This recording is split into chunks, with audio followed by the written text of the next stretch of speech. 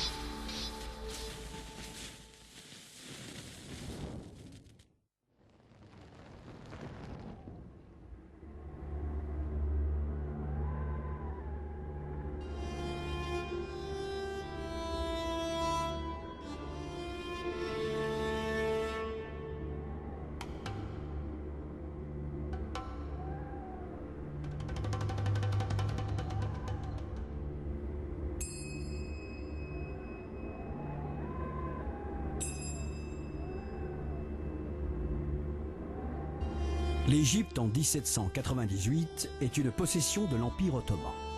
Le sultan de Constantinople, Sélim III, en est le maître. Mais en fait, l'Égypte est dirigée d'une main de fer par les Mamelouks. Un conseil de 18 bey indépendants détient le pouvoir. Parmi eux, les deux plus connus, Ibrahim Bey et Mourad Bey. L'Égypte faisait partie de l'Empire, mais elle était gérée de fait par les Mamelouks. Les Mamelouks, c'est cette caste militaire qui était à l'origine des esclaves slaves qu'on achetait au Moyen-Âge. C'était un corps qui s'était petit à petit constitué en une espèce de féodalité autonome. Donc à l'arrivée de Napoléon, vous avez en place 3 forces politiques. Il y avait les Ottomans, il y avait les Mamelouks, et après il y avait le peuple égyptien. Le but avoué de l'expédition est d'aider Tipo Saïb en révolte en Inde contre l'Angleterre. De surcroît, s'implanter en Égypte permet de s'assurer le contrôle d'une partie de la Méditerranée et représente un accès stratégique sur la route des Indes orientales. Le directoire éloigne Bonaparte, pensant s'en débarrasser. Mais Bonaparte est plutôt favorable à l'expédition. Comme il le dit lui-même, il n'y a jamais eu de grands empires et de grandes révolutions qu'en Orient. En tant que ministre des Relations extérieures, je me suis rapproché de Bonaparte. Nous sommes tombés d'accord. L'expédition d'Égypte est une opportunité à saisir. Le gouvernement du directoire, bien sûr, a été content que Napoléon aille guerroyer en Égypte, mais il avait évidemment d'autres moyens pour éliminer Bonaparte. Le poison, l'arrestation et que sais-je encore, et n'avait pas besoin d'envoyer la meilleure armée française avec l'ensemble de la flotte de l'autre côté de la Méditerranée. Ce serait vraiment considérer que ces directeurs étaient encore pires que ce que la légende a dit, que de considérer qu'ils ont pris un risque pareil pour le pays en organisant, en ordonnant, en permettant la campagne d'Égypte.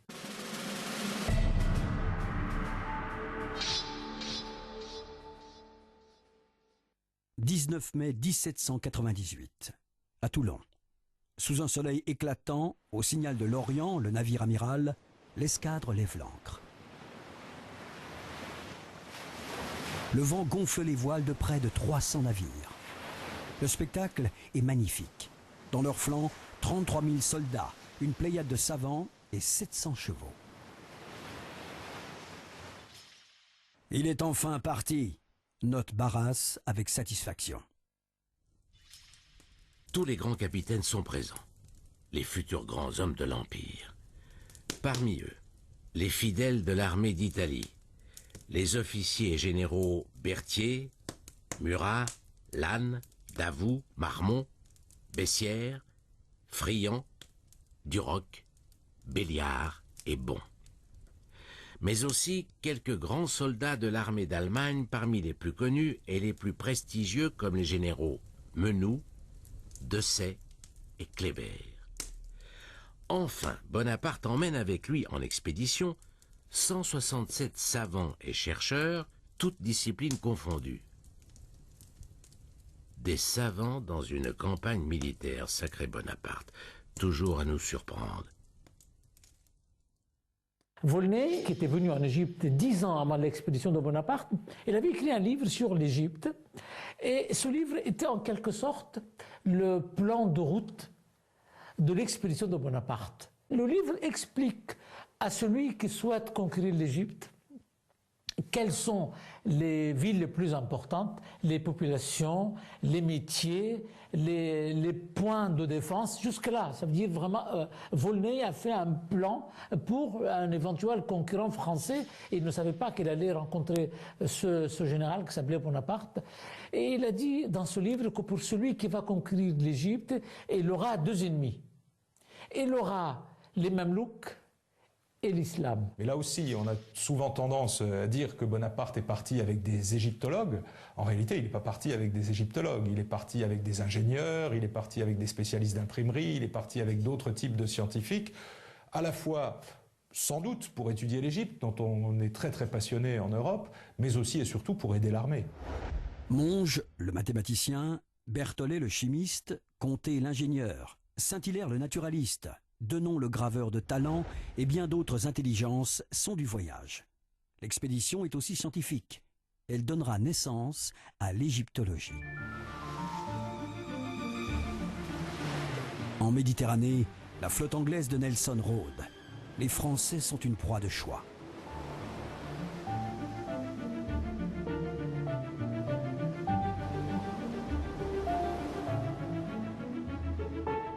Le gouvernement britannique savait que la France organisait une expédition, mais il ne savait pas où. Très peu, en fait, croyaient que Napoléon allait effectivement se rendre en Égypte. Un homme en particulier a pensé qu'il pourrait emprunter cette route pour aller en Inde. Aussi, Nelson agit en aveugle, jusqu'à un certain point. Et puis, il reçoit l'information que les Français sont en route pour l'Égypte. Au sud des îles d'Hyères, les Anglais sont pris dans une violente tempête. Le navire de Nelson démate. Le temps de réparer, la flotte de Bonaparte est déjà loin.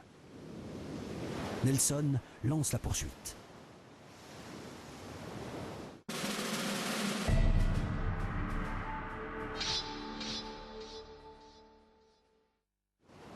Le 9 juin 1798, Bonaparte est en vue du port de La Valette, capitale de l'île de Malte. Depuis plusieurs siècles, l'île est aux mains des chevaliers de l'ordre de Malte. Le grand maître de l'ordre, Ferdinand von Humpesch, refuse de laisser la flotte française accoster et se ravitailler librement. Bonaparte a un prétexte tout trouvé pour se saisir de l'île.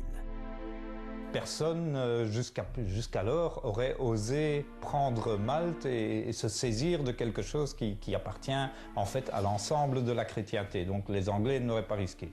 Napoléon, lui, se permet en se disant tiens, si on prend Malte, c'est quand même une bonne pièce sur l'échiquier méditerranéen.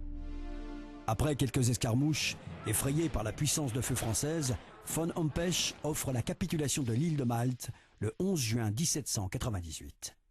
« Nous sommes bien heureux, dira le général Caffarelli, qu'il y ait eu quelqu'un dans la place pour nous en ouvrir les portes. »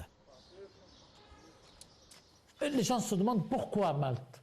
C'est parce qu'il y avait à Malte d'abord l'imprimerie du Vatican. Et il n'y avait pas en Europe à l'époque une imprimerie arabe. La seule qui existait en Europe à l'époque, c'était l'imprimerie du Vatican.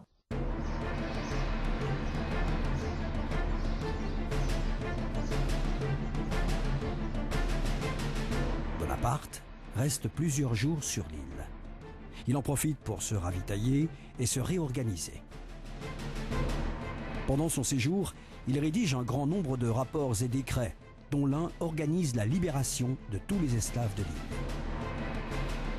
Il libère tous les prisonniers maghrébins qui se trouvaient à ce moment-là dans les prisons des Templiers à Malte. Pourquoi il les libère ?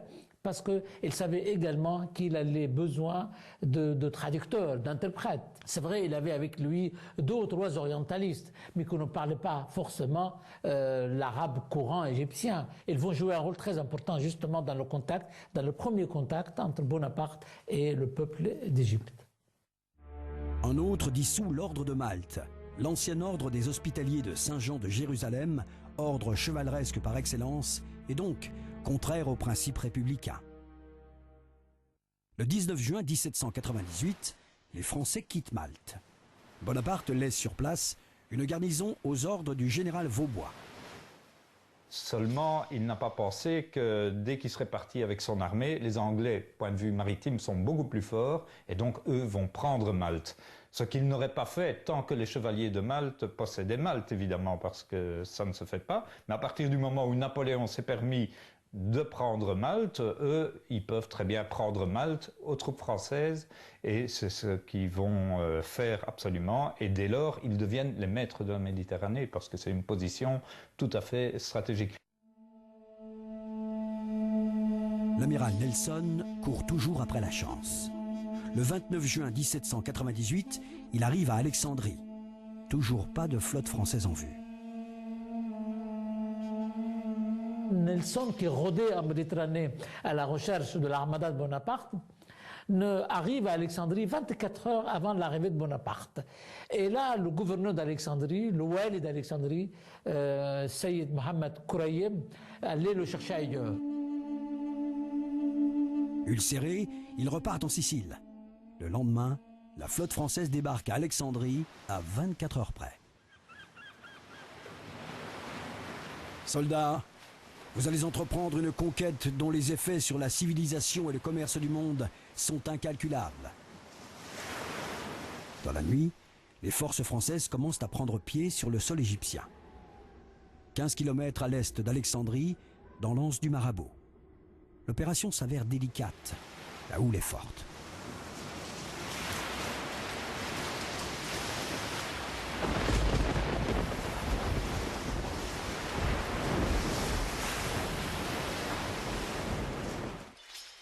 Débarquer dans l'urgence plus de 40 000 hommes, sans compter presque 700 chevaux et 500 véhicules divers, ce n'est pas une tâche facile, surtout par mer agitée.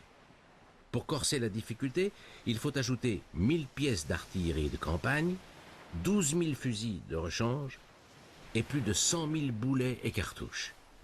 Un vrai travail de Rome.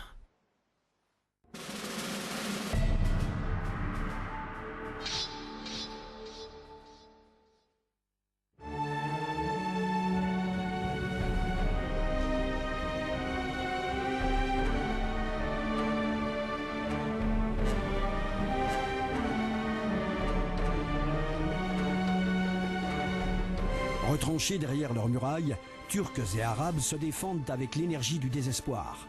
Alexandrie tombe très vite comme un fruit mûr. Alexandrie pacifiée, l'armée se met en marche. Devant elle, l'enfer, un ennemi redoutable, le désert.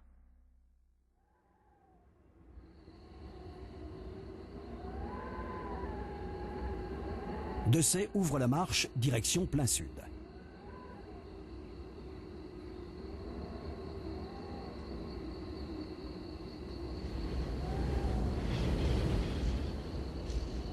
Des soldats meurent de soif, d'inanition, de chaleur. Certains vont même jusqu'à se brûler la cervelle. Menou et Kléber, eux, suivent le littoral vers le nord. Leur mission, sécuriser le delta du Nil et garder ouverte une éventuelle voie de retraite vers la mer.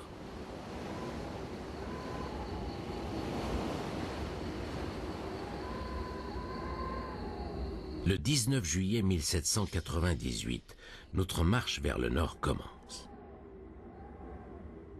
Dans le delta du Nil, lors des travaux d'agrandissement de la forteresse de Rosette, un de nos officiers, Pierre-François Bouchard, sort du sable une pierre bizarre, couverte d'inscriptions.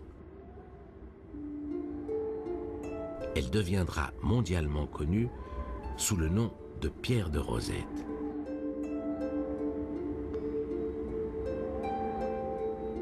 D'après les savants, elle est datée de 196 avant Jésus-Christ, en pleine période ptolémaïque, et comporte 3 textes gravés, en grec ancien, en démotique et en hiéroglyphe.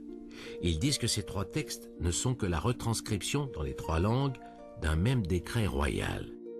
Il faudra attendre jusqu'en 1822 pour que Jean-François Champollion réussisse enfin à comprendre et à déchiffrer les hiéroglyphes, clé de l'égyptologie moderne. La proclamation aux Égyptiens porte la mention « Imprimé du camp des Français le 19 Messidor ». Dans ce premier texte sur le sol égyptien, Bonaparte se proclame fils du prophète et de la Révolution. Explique qu'il est là pour délivrer les Égyptiens des Mamelouks et que tous les hommes sont égaux devant Dieu. Il y a un peu de désordre en Égypte, mais enfin, c'est quand même une possession de l'Empire turc, et c'est quand même assez maladroit, dirais-je, de la part de Bonaparte de venir attaquer les Mamelouks, parce qu'en fait, ça ne relève pas de la France. C'est pas à la France à aller mettre de l'ordre en Égypte. De son côté, l'armée a reçu des consignes très strictes. Respecter la religion et les coutumes du pays. Napoléon avait le sens de la religion dans la mesure où la religion pouvait servir à la politique, c'était une religion d'État. Le mouvement qu'il fait vers l'islam n'est pas une conversion à la religion elle-même, mais plutôt à l'idée que pour gouverner un pays musulman, il faut être musulman. On ne peut pas dire que Napoléon était un homme de grande conviction religieuse, de foi. Et il a dit un jour que pour lui, le catholicisme, christianisme, islamisme, tout ça, c'était un peu la même chose. Le 8 juillet, Bonaparte arrive à Damanour, où l'armée réunie oublie les souffrances du désert. On marche sur Ramanier, et puis enfin, le Nil apparaît, avec ses rives bordées de riches moissons. Les hommes s'y précipitent tout habillés. Pour les Français aussi, le Nil devient un dieu.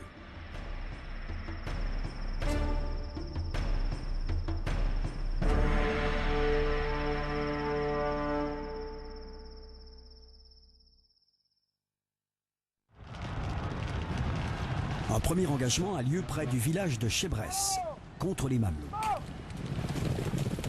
Ce n'est pas un combat de très grande envergure, mais cela permet à Bonaparte d'expérimenter une nouvelle tactique. Il déploie son armée en carré, rangée en échelons, avec les pièces d'artillerie dans les coins et les non-combattants au centre. Un mot va faire fureur pendant toute la campagne d'Égypte. À chaque engagement, les soldats moqueurs vont crier « Les ânes et les savants au centre !»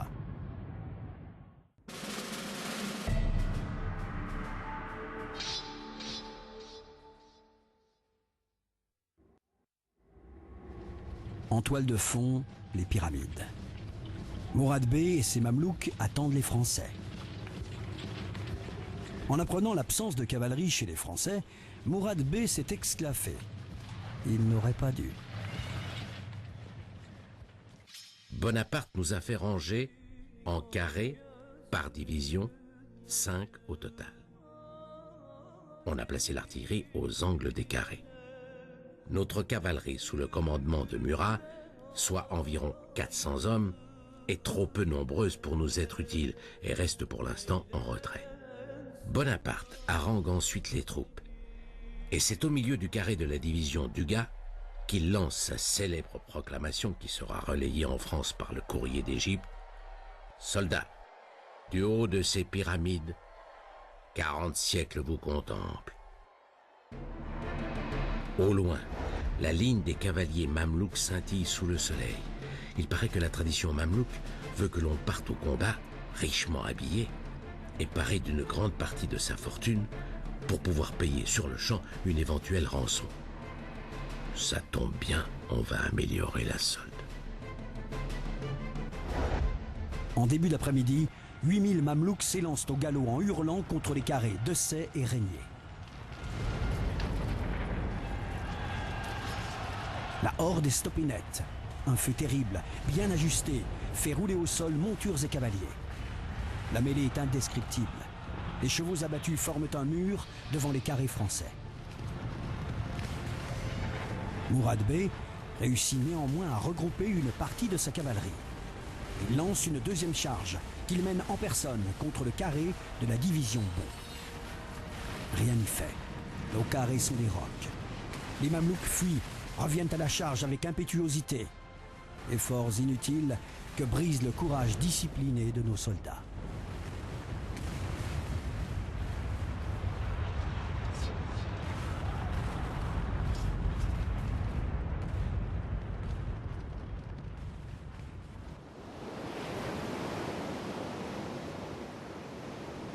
Près du Nil, les divisions Bon et Vial se lancent alors contre les retranchements du village d'Embabé. Le village est pris d'assaut par les colonnes françaises. Complètement bousculés par le choc, plus de 1600 hommes sont tués ou jetés dans le fleuve. Toute l'artillerie mamelouk est prise.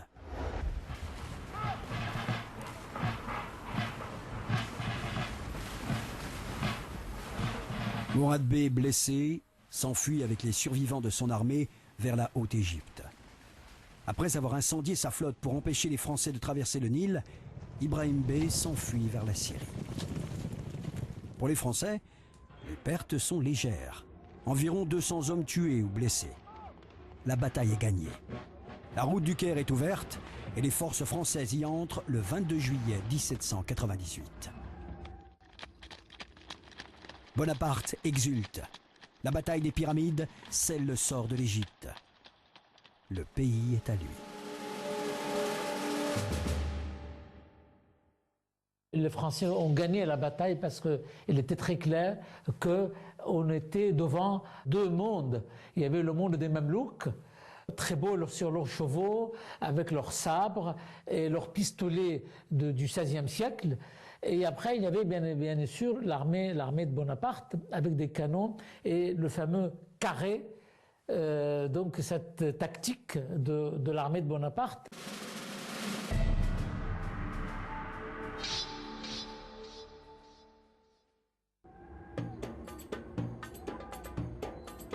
Mais quelques jours après, une mauvaise nouvelle vient gâcher la victoire.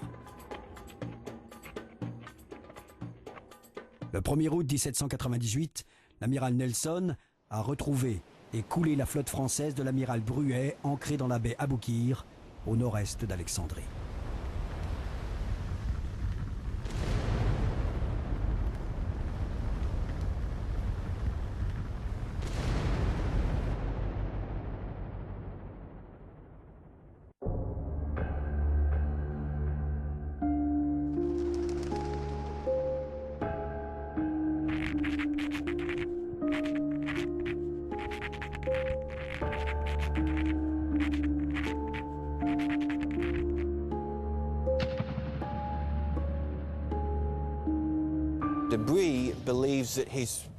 Bruet pense que leur position n'est pas propre à la navigation. La flotte est en ligne de l'autre côté de l'entrée de la baie. Et il pense que le devant de sa ligne est bien défendu car la mer est trop peu profonde pour que les Britanniques lui fassent face. Et il met ses navires les plus puissants à l'arrière de la ligne et puis il place le vaisseau amiral l'Orient au centre. Alors que la fin de journée approche et que le soleil est sur le point de se coucher, il ne peut pas croire que Nelson allait l'attaquer. Lors de cette bataille, pourtant en quasi-égalité en nombre de vaisseaux et de canons, les Anglais ont su mettre à profit leur expérience, une meilleure manœuvrabilité et surtout les caronades, canons à mitraille à courte distance dont sont dépourvus les vaisseaux français. L'autre chose que l'on peut dire sur la manière dont se battent les Britanniques, c'est qu'ils se battent plutôt salement. Ils se servent de tous les moyens à leur disposition. Ils utilisent des matériaux inflammables, les jettent à la poupe, juste derrière moi, à la poupe du vaisseau amiral français, l'Orient, ce qui déclenche un incendie. Ensuite, le feu se propage dans tout le vaisseau. Il faut savoir que c'était un navire de 120 canons, le plus grand du monde à l'époque. Et le feu s'est propagé à une vitesse considérable.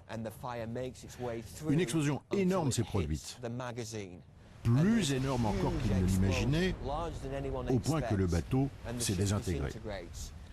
Certains marins deviennent sourds, certains autres sont projetés hors du navire. Les vaisseaux britanniques prennent feu à cause de cette explosion. Les hommes tentent de l'éteindre sans y arriver. La bataille dure toute la nuit jusqu'au matin.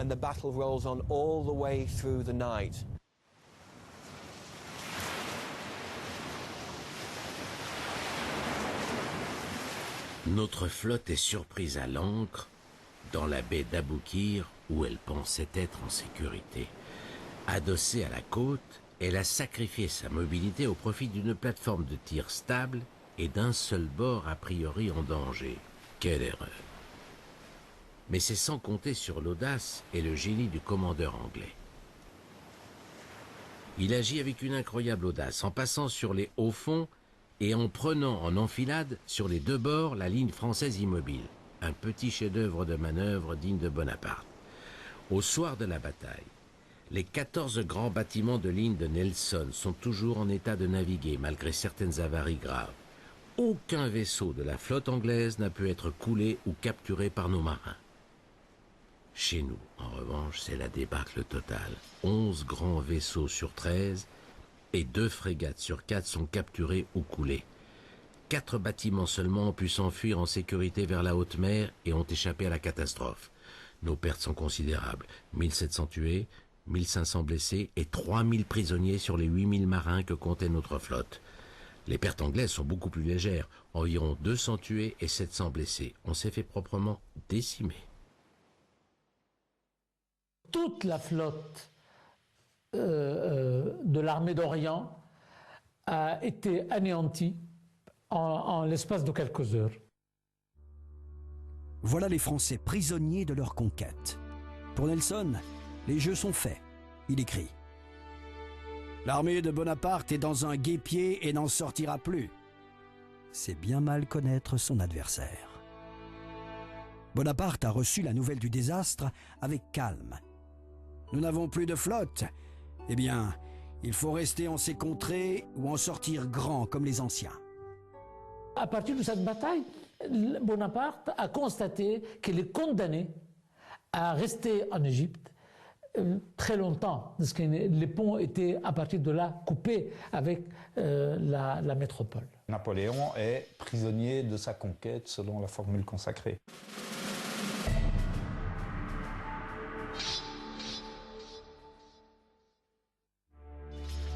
Pendant que ses lieutenants pacifient l'Égypte, Desaix est envoyé à la poursuite de Mourad Bey. Bonaparte met en place son administration. Un officier supérieur français est nommé à la tête de chaque province égyptienne. Il s'appuie cependant sur les assemblées de chefs locaux, les divans, pour gouverner. Ce sont les Égyptiens eux-mêmes qui vont se réunir dans ce qu'on appelle un divan, un diwan, c'est le terme de l'époque, et Napoléon leur donne donc les clés de la direction politique. Évidemment, il reste tout de même au-dessus de tout cela. Mais ce sont les Égyptiens eux-mêmes qui vont décider de leur sort politique et de ce qu'ils souhaitent pour leur territoire. Pour séduire les Égyptiens, il s'appuie sur leurs coutumes. Il donne un éclat particulier à la fête du Nil ou aux fêtes pour l'anniversaire du prophète.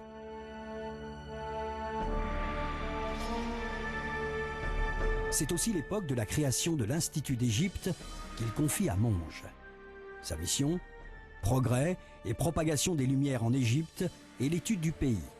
Les savants sont enchantés. Là où il y a eu un apport quand même beaucoup plus positif, c'est dans la masse d'informations récoltées. puisque avec la campagne d'Égypte partent toute une série de savants qui vont dessiner des monuments, relever des inscriptions, et en fait ça va constituer un socle qui va être publié peu à peu sous l'Empire, puis sous la Restauration, la célèbre description de l'Égypte, un socle qui va permettre à l'égyptologie de se développer.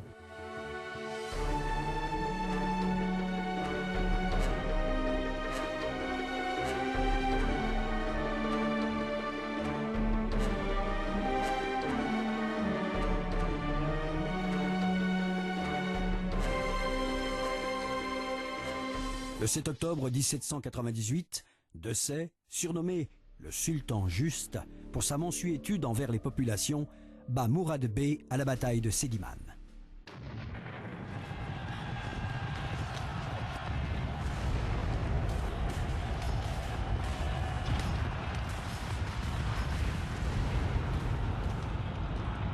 La Moyenne Égypte est pacifiée et la Haute Égypte ne peut plus s'opposer à la conquête française. L'administration de Bonaparte voulait percer des grandes artères dans le Vieux-Caire pour qu'ils puissent bien sûr manier donc les défilés de l'armée, etc., protéger la ville. Les Égyptiens ont refusé donc qu'on touche à leur maison, qu'on touche à leur commerce, et à partir de là, bien sûr, la révolte a éclaté. Au matin du 21 octobre, les muezzins du haut de leur minaret lancent un appel à la guerre sainte. Le Caire s'embrase. Bonaparte fait bombarder la mosquée Al-Azhar, fief des insurgés.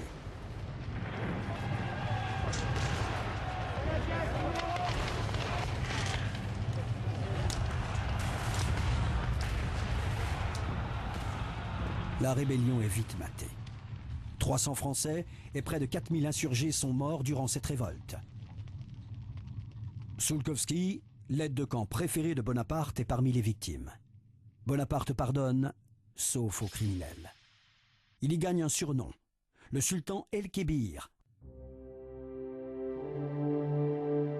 Dans une lettre, Junot apprend que les infidélités de Joséphine égayent le tout Paris. Elle s'affiche sans vergogne avec le beau capitaine Charles.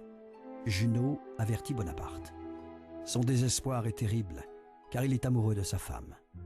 Il va se consoler avec la jolie Pauline, que l'armée appelle la Bélilotte. Elle est mariée au lieutenant Fourès. Pour se débarrasser du mari, on l'envoie en France porter des dépêches. Mais, en cours de route, le navire est capturé par la flotte de Sidney Smith. Le rusé amiral anglais, souhaitant embarrasser Bonaparte, renvoie l'infortuné Fourès en Égypte.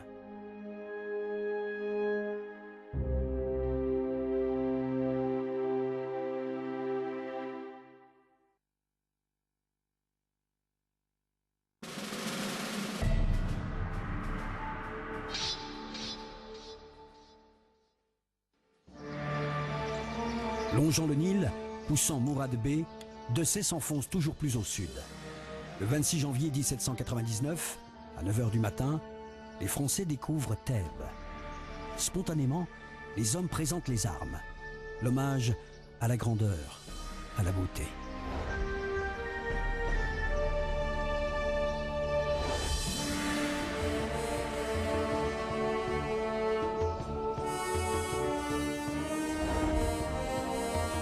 Dessay écrit à Bonaparte. Gardant le temple de Luxor, il y a 2 obélisques, d'une taille et d'un fini qui font qu'aucun de ceux de Rome ne leur est comparable. Transportés à Paris, ils y seraient bien extraordinaires. Le vœu du général Dessay fut réalisé 35 ans plus tard. Offert par l'Égypte, l'un des obélisques trône place de la Concorde, à Paris.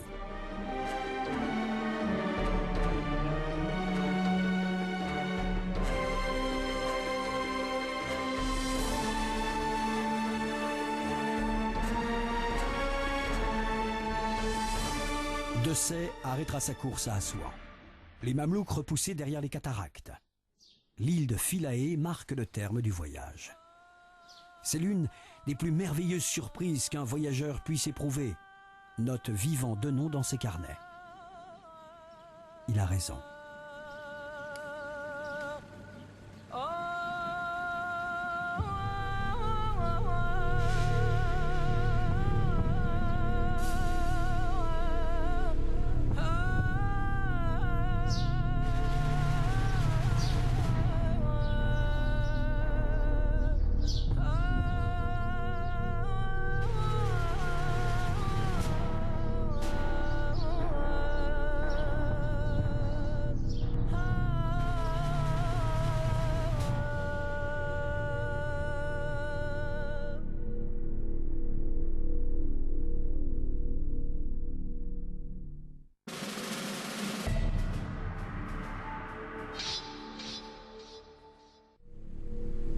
Au nord du pays, début 1799, les opérations militaires reprennent. En Syrie, l'armée rassemblée par les Turcs et les Mamelouks est forte d'environ 50 000 hommes. Elle se divise en deux. Une partie part avec la flotte anglaise pour Alexandrie, l'autre reste en Syrie avec Ibrahim Bey et Djezar, le pacha de Saint-Jean d'Acre, surnommé le Boucher.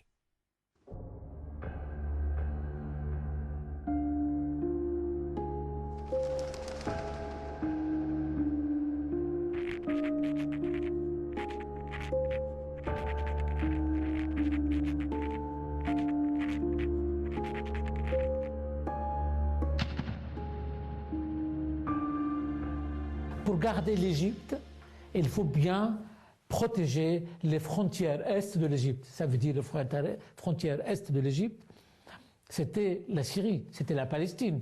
Les Mamelouks avaient tiré la même leçon. C'est-à-dire l'Égypte est une énorme oasis ouverte qui n'a pas de frontières naturelles, ni montagne, ni fleuve. C'était un oasis. Le Nil est au milieu du pays. Donc il n'y a pas de protection naturelle. Pour détruire définitivement la menace mamelouk, Bonaparte doit affronter Djezar Pacha et Ibrahim Bey.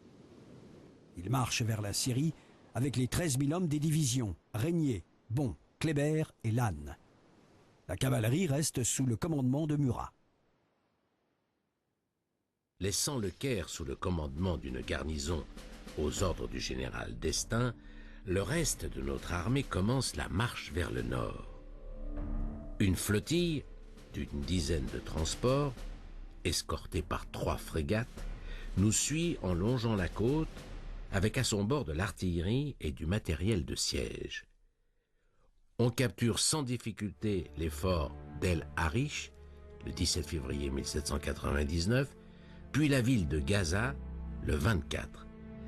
Le 7 mars 1799, on s'empare de la forteresse de Jaffa, malgré une résistance acharnée de ses défenseurs. Sale journée. Au moment de la prise de Jaffa, se passe un épisode qui en principe est contraire aux lois de la guerre, non pas en principe, mais contraire aux lois de la guerre, c'est que les plénipotentiaires français que Bonaparte avait envoyés pour négocier la capitulation sont en fait exécutés par la garnison turque. Et une fois que la ville aura été prise, Bonaparte veut frapper les esprits, il veut montrer qu'il est lui aussi un homme de grande décision dans cet Orient finalement qu'il trouve assez compliqué, et il ordonne l'exécution des prisonniers. Et là, quand je dis l'exécution des prisonniers, il s'agit de 2 à 3 000 prisonniers qui vont être exécutés sur les plages de Jaffa par l'armée française. Fusillades, coups de sabre, noyades, enterrés vivants dans le sable, bref, tout le panel. Quand vous lâchez la bride aux soldats après la prise d'une ville, il se passe les choses les plus abominables.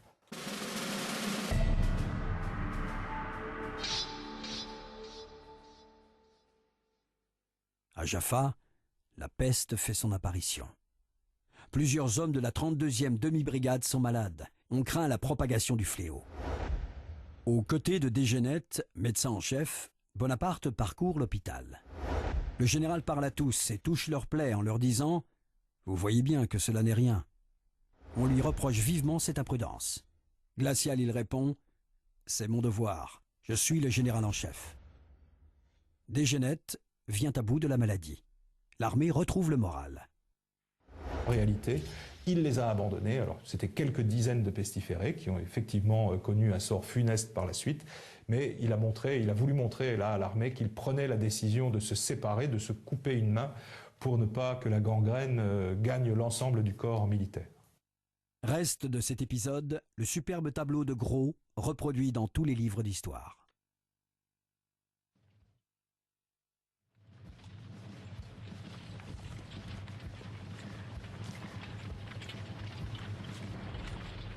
Bonaparte marche vers Saint-Jean d'Acre, où s'est retranché Djezar Pacha.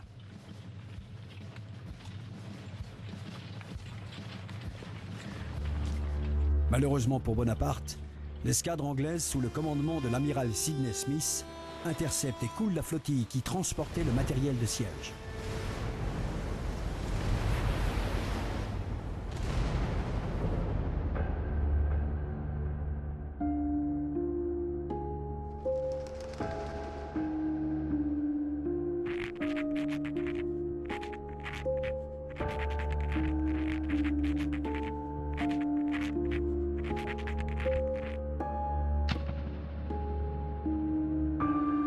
Sidney Smith est lui responsable de la flotte qui assiste les Turcs dans le siège de Saint-Jean d'Acre.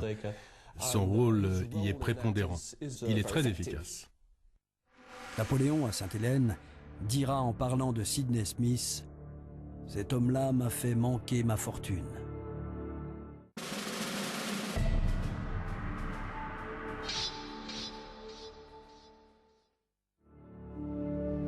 Le 19 mars 1799, dans l'après-midi, Bonaparte arrive devant Saint-Jean d'Acre. La ville s'avance dans la mer, par 3 côtés.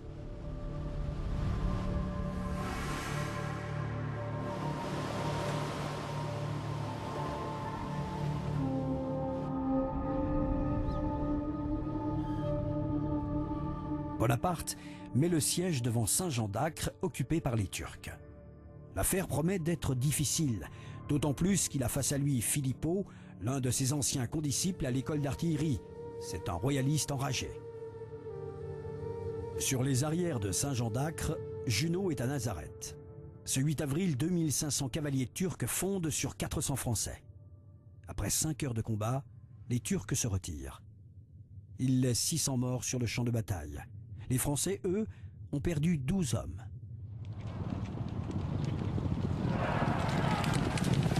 Une armée turque de renfort est signalée. Kléber se porte à sa rencontre, pensant surprendre leur avant-garde au mont Tabor. La surprise échoue et les 2000 Français font bientôt face à presque 25 000 Turcs. On se bat à 1 contre 10. Toute la journée, les carrés français résistent aux assauts furieux des Turcs. Au loin, le canon tonne.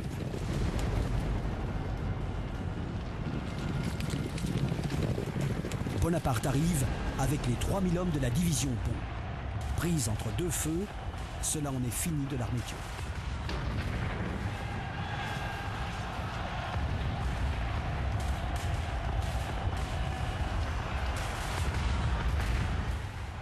Mais à Saint-Jean d'Acre, Djezar Pacha refuse toujours de capituler.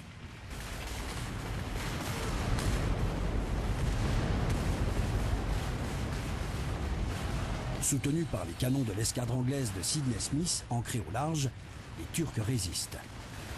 Malgré plusieurs assauts, coûteux en hommes des 2 côtés, la ville tient bon. On s'épuise, on manque de boulets. Il faut récupérer les boulets ennemis au risque de sa vie. Le boulet de 15 livres était payé aux soldats 15 sous. 62 jours de siège. Sans grosses pièces d'artillerie, la ville est imprenable. La perte du matériel de siège s'avère désastreuse.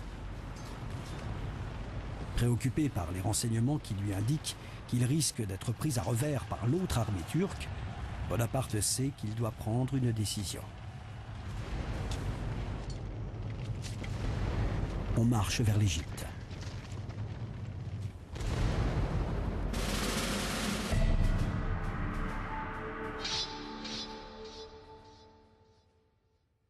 Le 14 juin 1799, Bonaparte fait une entrée triomphale au Caire. On jette des fleurs sous les pieds de sa monture. À son retour en Égypte, il voulait surtout que les Égyptiens ne soient pas au courant de sa défaite. Parce qu'il pensait que si ils sont mis au courant, ils vont se révolter encore contre lui. Donc il envoie, avant d'aller revenir au Caire, il envoie des émissaires, des gens de propagande. Il était très habile dans ce genre de choses, pour répandre dans la ville du Caire des histoires de victoire, de triomphe de l'armée d'Orient, etc. C'est ce jour-là qu'on lui donne le Mamelouk Roustan, qui ne le quittera pas pendant 15 ans. Depuis juillet, la flotte anglo-turque jette l'ancre dans la rade d'Aboukir. Bonaparte n'a pas de temps à perdre. «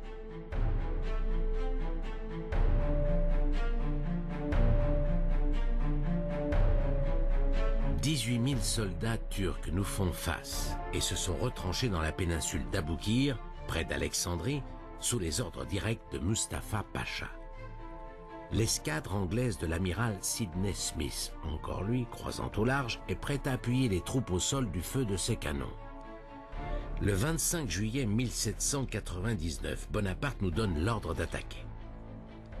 6500 soldats français se ruent, sus à l'ennemi. La discipline de nos soldats, attaquant en formation compacte, alliés à la régularité de nos tirs de salve, font rapidement la différence. Les divisions Lannes, Murat et Destin enfoncent les lignes turques, incapables de nous contenir. Les soldats turcs refluent en désordre pour être embarqués en catastrophe par la flotte anglaise. Bon débarras. Au soir, la bataille est gagnée. C'est une grande victoire française qui efface l'échec de la campagne de Syrie et minimise la défaite navale d'Aboukir. Pendant les négociations d'armistice après la bataille, l'amiral anglais Sidney Smith donne des journaux français récents à Bonaparte. Celui-ci, sans nouvelles de la France depuis plusieurs mois, découvre une situation inquiétante. Le pays est au bord de la guerre civile. La Vendée se soulève. Les frontières du pays sont menacées par les troupes de la seconde coalition. Devant le péril extérieur et l'anarchie intérieure, Bonaparte décide de rentrer en France.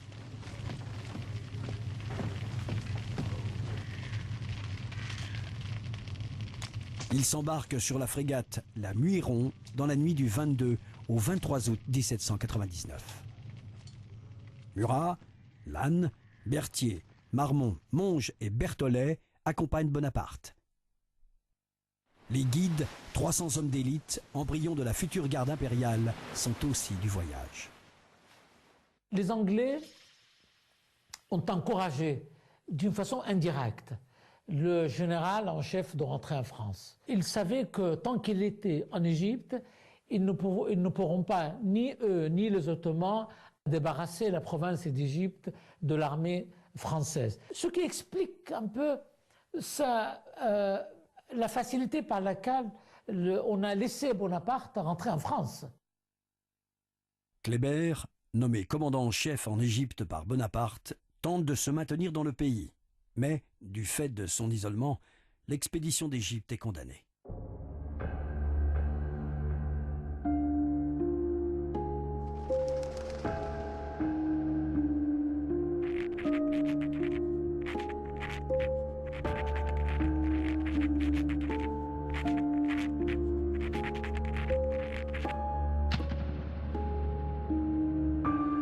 Kléber, au moment du départ de Bonaparte, d'abord il est extrêmement furieux que Bonaparte quitte l'armée, il le traite de déserteur, il écrit au Directoire pour se plaindre du départ de Bonaparte. D'ailleurs, la lettre arrivera quand Bonaparte sera devenu premier consul, donc c'est lui-même qui recevra la lettre de plainte de Kléber. Et Kléber, il se trouve aussi face à une situation assez délicate. Il a d'abord une armée qui se réduit comme une peau de chagrin, il y a moins d'armée évidemment qu'au début, il y a un pays qui est pas du tout pacifié, et puis il y a à nouveau les Turcs qui lancent des armées contre l'Égypte. Donc on comprend que Kléber ait eu envie de resserrer, de reprendre en main la situation. Le 20 mars, à la tête de 8000 hommes, il écrase à Héliopolis une armée turque 6 fois supérieure. Furieux de cette nouvelle défaite, les Anglo-Turcs font assassiner Kléber au Caire le 14 juin 1800. Et puis ensuite prend le commandement un autre général, qui est le général Menou. C'est un général qui avait apprécié l'Égypte jusqu'à se marier avec une Égyptienne et à se convertir à l'islam. Abdallah Menou d'ailleurs, comme il se faisait appeler à ce moment-là, prend le commandement et s'aperçoit que la situation est véritablement désespérée. Et il entre en négociation avec les Anglais. Et au bout de quelques mois de négociations, il parvient à signer avec eux la reddition de l'armée d'Égypte. Et en 1801, c'est donc sur des bateaux anglais que les derniers soldats français qui occupaient l'Égypte rentreront en France, en laissant d'ailleurs au passage tout le butin égyptologique aux Anglais, ce qui fait qu'aujourd'hui, le plus grand souvenir de la campagne d'Égypte sur ce plan-là se trouve au British Museum, dont la fameuse pierre de Rosette qui fut confisquée au moment du départ des Français. Lorsque Napoléon arrive au pouvoir, il ne vise que certaines parties de l'Empire, comme l'Égypte par exemple, qui sera un véritable désastre, même si j'ai lu dans un livre français traitant de la Révolution que la campagne égyptienne était un succès. Je me suis dit, c'est curieux, peut-être qu'il y a d'autres aspects à prendre en compte, mais néanmoins cette campagne est vraiment un échec. Il était parti en Égypte en général, mais il est revenu en empereur. Il a appris le pouvoir, gérer un grand pays en Égypte. Gérer un peuple avec une histoire en Égypte. Le 8 octobre, Bonaparte débarque à Fréjus, au milieu d'une foule qui lui réserve un accueil triomphal. On salue le héros d'Italie, le conquérant de l'Égypte, mais surtout le libérateur de la France. Ce mot devient pour lui un oracle. L'impact culturel lié à l'expédition et les travaux de l'Institut d'Égypte vont avoir un retentissement mondial. Dominique Vivant-Denon effectue sur le terrain un travail considérable d'étude et de recensement des richesses archéologiques de l'Égypte. Dominique Vivant-Denon, c'est celui qui est donc devenu le directeur du musée du Louvre en 1802. Il a occupé ce poste jusqu'en 1815. C'est une personnalité assez haute en couleur, un diplomate, un libertin, un écrivain également, et un graveur, donc quelqu'un qui a une pratique artistique. Avec les conquêtes révolutionnaires puis les conquêtes de Bonaparte, le musée va prendre de l'ampleur au sein du palais.